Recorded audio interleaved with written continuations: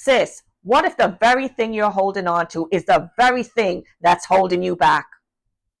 I know it's hard. Letting go feels like losing. It feels like failure. But what if letting go isn't the end? What if it's the beginning of God doing a new thing in your life? Because here's the truth. Sometimes God won't bless what we keep clinging to because it's beneath what He's called us to.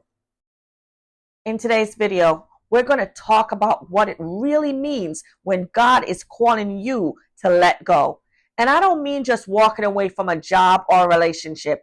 I mean surrendering everything that's standing in the way of your healing, your clarity, and your purpose.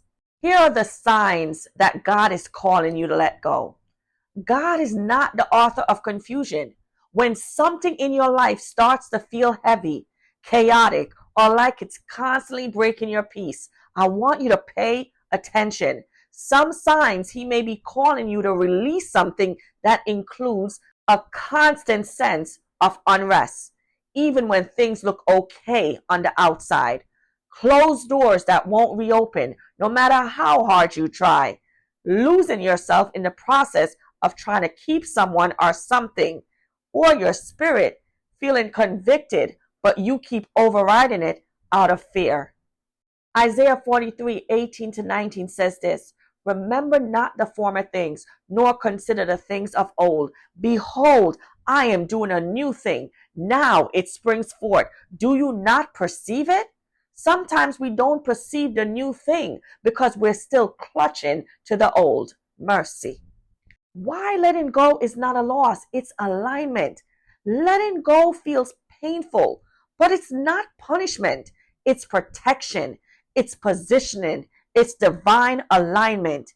You may have had plans to marry that person, plans to retire at that job, plans to stay in a city that felt familiar. But when God is trying to elevate you, He will strip away anything that keeps you from Him, even if it once felt like a blessing.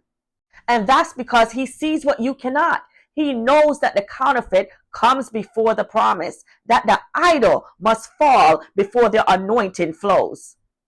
So how do you let go and trust God with the unknown? Letting go is a decision, not just a feeling. Here's how you start walking in surrender. Step 1, get honest with God.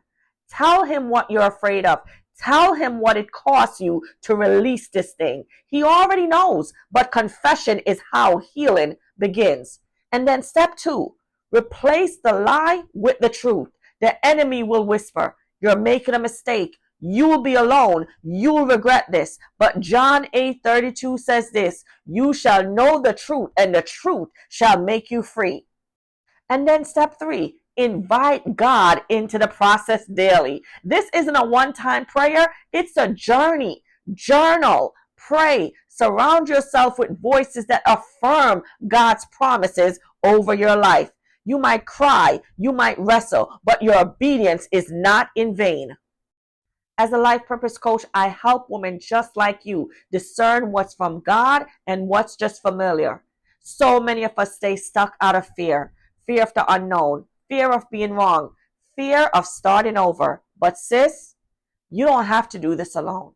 If this is hitting home, let's walk this out together. You're not crazy, you're not weak, and you're being called higher. I want you to drop a surrender in the comments if this spoke to you today. Like, subscribe, and share this with a sister who's trying to figure out why everything seems to be falling apart. It might not be falling apart. It might just be falling into place. And listen, don't miss the next video in this series. We're going to dive into stop running from the wilderness. God meets you there because your delay, your quiet season is not punishment. It's preparation.